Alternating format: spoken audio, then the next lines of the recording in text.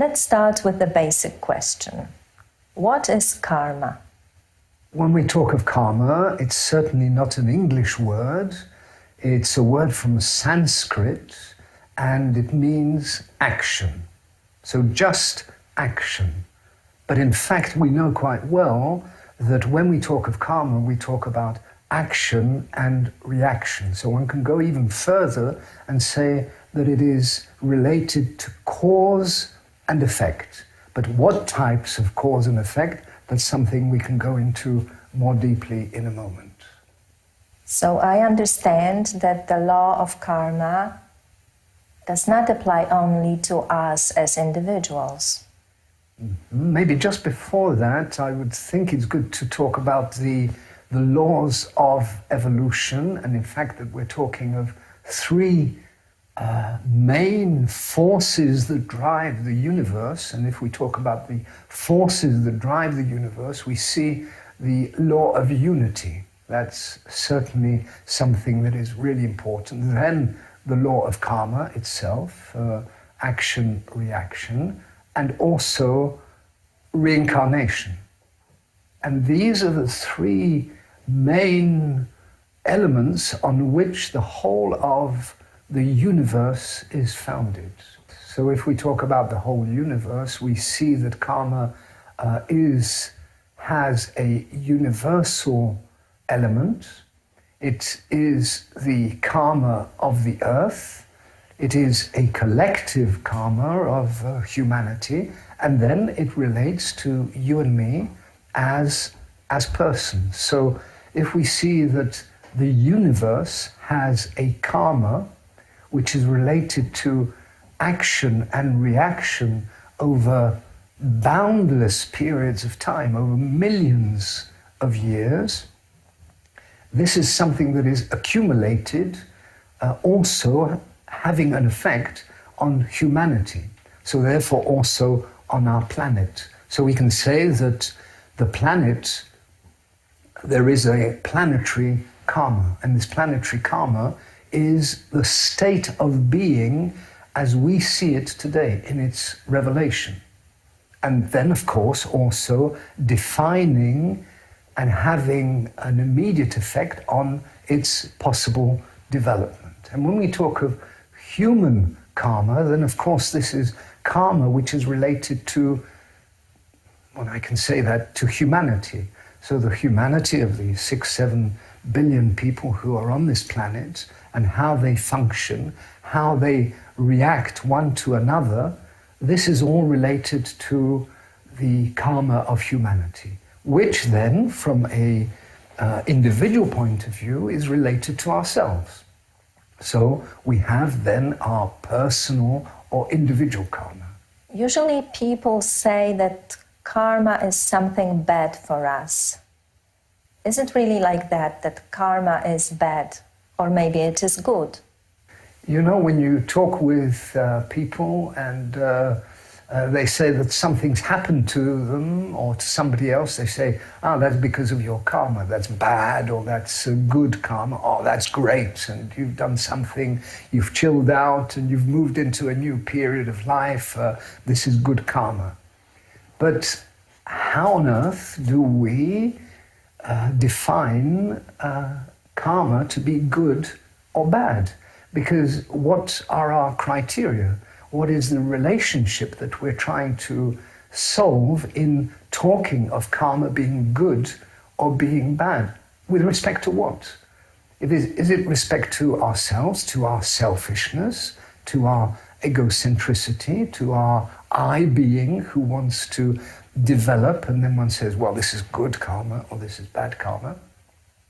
As we said, the origins are very ancient. We talked about their Sanskrit origins. So we're talking about universal knowledge or universal teachings. So then good and bad are not polarities, are not relative, but are related really to the spiritual essence which we have in ourselves.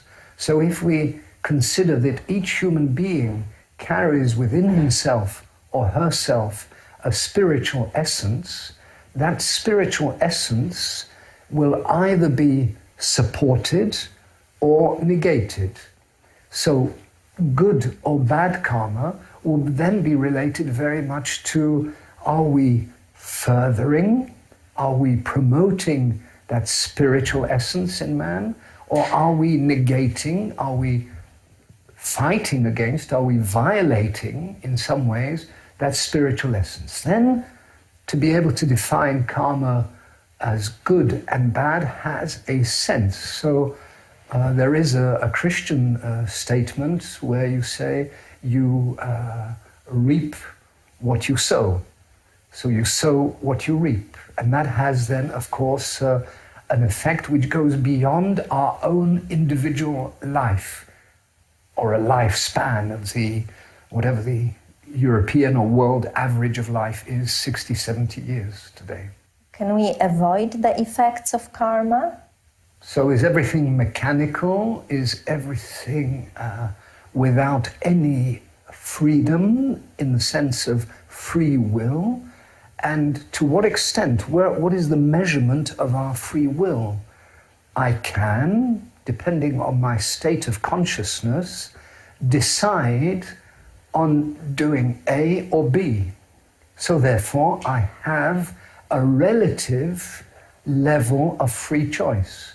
That relative level of free choice is there, but it is conditioned by my state of being, by my karmic state of being, what we were saying before about the personal aspect, which is linked to the human aspect, which is linked to the planetary and even universal aspect of the karma, which we carry then, or we incarnate in ourselves.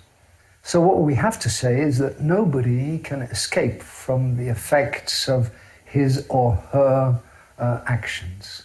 Now, those effects may not be visible straight away. They may take a certain time, but they are always inevitable. So karma is linked to the inevitability of our actions and their follow-up. Does this mean that karma relates not only to our present deeds that we make in our present lives? It's really quite interesting if one would say that there is also a future of our karma, or a future karma which we're producing, which is more on the subtle level. So on the level of our thinking, which immediately has an effect in action, of our emotions, of the way we are, this will have an effect on our environment, on ourselves, after a certain period of time. So we are now, by what we're thinking and what we are, already producing our future karma. But we have to also look at the past. And if we look at the past, we see that what are we composed of? We're composed of a number of elements. This is all in our blood. So it means that we have all the past incarnations which make us what we are today as a totally new personality. We haven't come from nothing. We are, in fact, the result of all the experiences of the past personalities that incarnated or were incarnated in what one would call our microcosm. So that has an enormous effect, and that's inscribed in what one can say is our respiration field that astrologers would talk about, the 12 signs of the zodiac. So that is real and has an effect on whom we are. Secondly, we also have a blood inheritance. It's the heritage, possibly the legacy, but it's the heritage that we have of our parents, of our grandparents. So we are linked there. We're linked through our genes and through our chromosomes in such a way that we also describe in our being, in our personality, that past. And then, of course, the karma that we have accumulated during this life. So from zero on to wherever we are at this moment in time, we have a baggage or a luggage which we carry with us, good and bad, positive and negative, in the sense that I've tried to explain, related to the intrinsic spiritual being in us. Is it adding positively to spiritual development? But that begs the question, what is spiritual development? Or does it detract from spiritual development? Do you want to say that our life is fully determined, that we cannot do anything about our destiny? Our lives are determined, but I would say they are not determined 100%. Certainly not. Because otherwise, either we would be like robots or would be like minerals, just totally crystallized without any possibility of movement. But we have movement related to our bodies, and esoteric science and the modern Rosy Cross explains we have the physical body, the etheric, the astral and the mental bodies, and these affect our consciousness. And there we have a certain latitude, there we have a certain scope of possible action and reaction. So we're not fully determined, but we're certainly not autonomous beings, because we have talked of our individual karma, but that individual karma is also related to the group to which we belong, our country, our race, our environment, the environment we're creating in our family, that we're creating in our work situation.